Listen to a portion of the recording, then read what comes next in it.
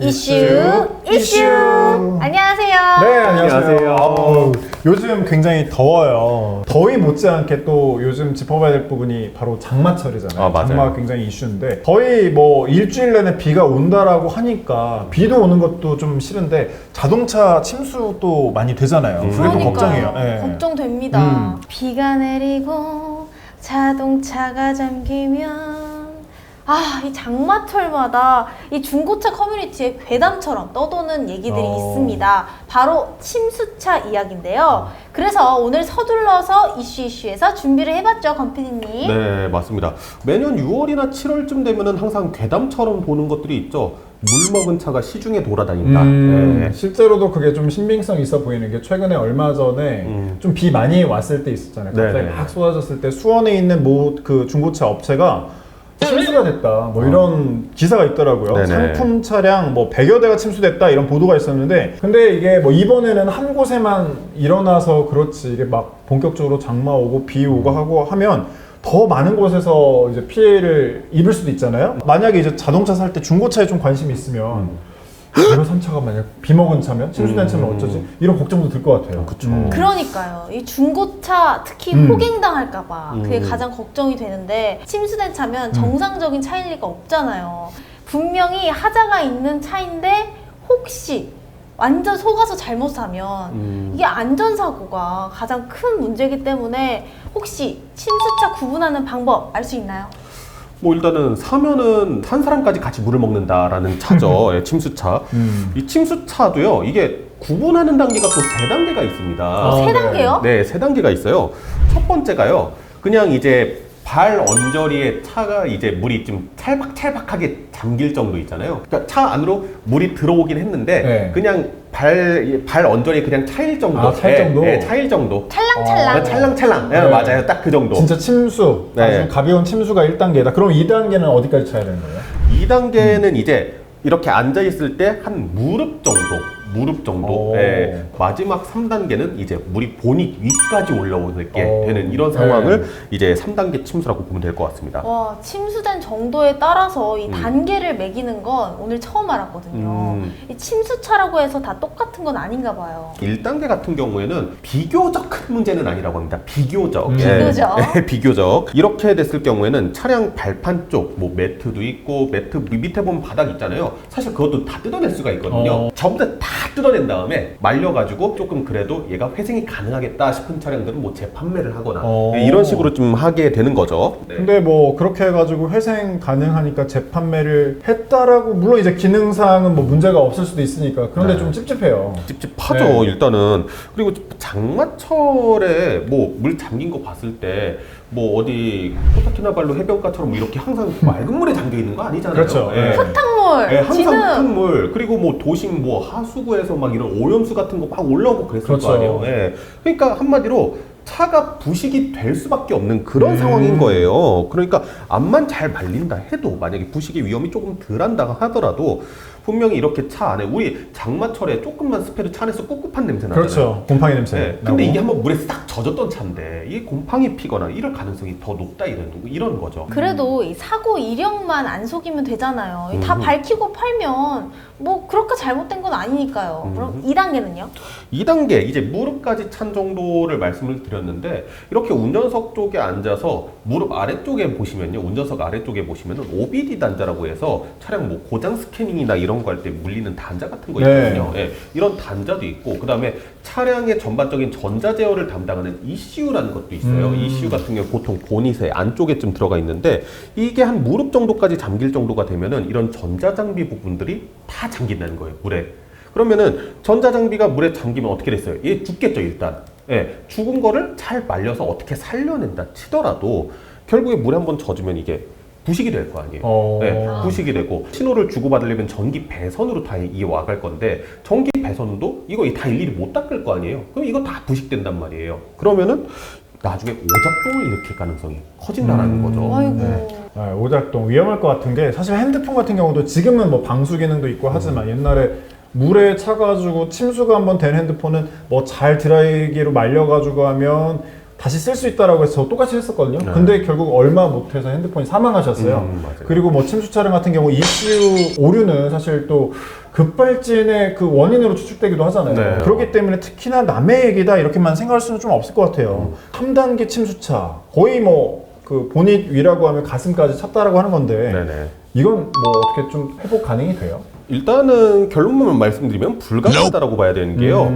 자동차라는 게 이제 연료와 공기가 같이 만나서 네. 이걸 폭발시키는 거잖아요. 이 공기를 어디서 빨아들이냐면은 자동차 보닛을 열어보면 위에 흡기구라고 있어요. 여기서 바람을 빨아들이는 건데 물이 일단 보닛 위로 차게 되면 그 안으로 물이 들어가겠죠. 그럼 엔진 실린더 안에 그 흙탕물이 다 들어간다는 거예요. 네. 이쯤 되면은 사실상 엔진 사망이죠. 예, 엔진 죽는 겁니다. 그렇다면 네. 찝찝하긴 하지만 침수차는 네. 공개된 건 구매해도 괜찮아요? 굳이 사시겠다라고 하면은 저는 그래도 말리겠습니다. 왜냐면은요, 일단 침수차는 잘 보이진 않지만은 아까 전에 말씀드린 것처럼 결국에는 부식이 될 수밖에 없는 운명이거든요. 철판 부식되면요, 그 말 그대로 썩차가 썩차 되는 거예요. 네. 썩차 표현이 아주 찰지고 좀 오랜만에 들어보는데 네. 그런데 자연재해로 침수가 된다라고 하면 이게 보험사 접수하고 차량을 좀 뭐 잔손 처리 같은 거 하지 않나요? 근데 버젓이 유통되고 있다는 건 좀 충격이기도 해요. 네, 맞아요. 말씀하신 대로고요. 이 차가 만약에 자차가 보험이 들어져 있다 그러면요, 내 과실이 아닌 경우, 진짜 자연재해일 경우에는 이게 다 보상이 되고 네. 보험사에서 차량 가져갑니다. 예를 들어서요, 뭐 호우경보가 발령이 됐는데 그냥 강가에다가 차를 방치를 해뒀다거나 아니면 비가 막 억수같이 쏟아지는데 썬루프 창문 다 열어놓고 갔다거나 이래서 침수될 경우에는 이제 운전자 과실이죠. 그럴 경우에는. 근데 그런 경우만 아니라고 하면은 전손 처리하게 되면은 이제 보험사에서 배상해주고 수리가 어느 정도 필요한지에 따라서 아예 폐차 처리하거나 네. 아니면 수리를 하거나 그렇게 되는 거죠. 근데 이렇게 되는 거는 결국에 보험에 든 차량 얘기고요. 자차 보험에 든 차량 얘기고, 만약에 자차 보험이 안 들어져 있거나 아니면 아예 보험 이력이 없는 차량들, 이런 차량들 같은 경우에는 이거 잡아낼 수가 없다는 거죠. 근데 요즘 하다못해 워치를 써도 땡땡 케어를 쓰잖아요. 보험을 안 들고 운전하는 그런 무모한 사람들이 있을까요? 과연? 안 되죠. 왜냐면 이거 벌금 맞습니다. 예, 무보험차 운전하면 벌금 맞는데요. 근데 이게 다만 보험에 안 들어도 되는 경우가 있기는 있어요. 어떤 경우냐면요, 중고차 판매용 전시 차량. 네. 이 차량들 운행할 일 없잖아요. 그렇기 때문에 보험 안 들어도 되거든요. 그러니까 실제로 번호판은 있는데 보험은 안 들어져 있다, 이렇게 보시면 될 것 같습니다. 일단 뭐 그러면 중고차 그 매매 단지에 있는 전시용 차량들은 네. 만약 다 침수했다라고 하면 이건 보험 이력이 없겠네요. 없다라고 보는 게 맞을 것 같아요. 그렇기 때문에 사람들이 이번에 그 수원에서 중고차 침수되고 이랬던 것들이 더 겁내는 거죠. 얘네 보험도 안 들어져 있는 차인데 막말로 주인이 그냥 이거 수리해갖고 그냥 팔래라고 하면은 이력도 안 남잖아요. 이거 어떻게 구분할 것이냐, 절대 모른다는 거죠. 실제로 오토뷰라는 매체에서 기사를 냈었는데, 그 수원 매매단지에서 침수됐었던 기아 K9 차량이 침수 사건이 있고 나서 이 중고차 매매 사이트에 등록이 돼서 올라온 적이 있었대요. 그런 거를 올린다고요? 개인적으로 생각하기에는 이게 실수로 올린 거 아닐까라는 생각은 하고 있어요. 생각하고 싶고.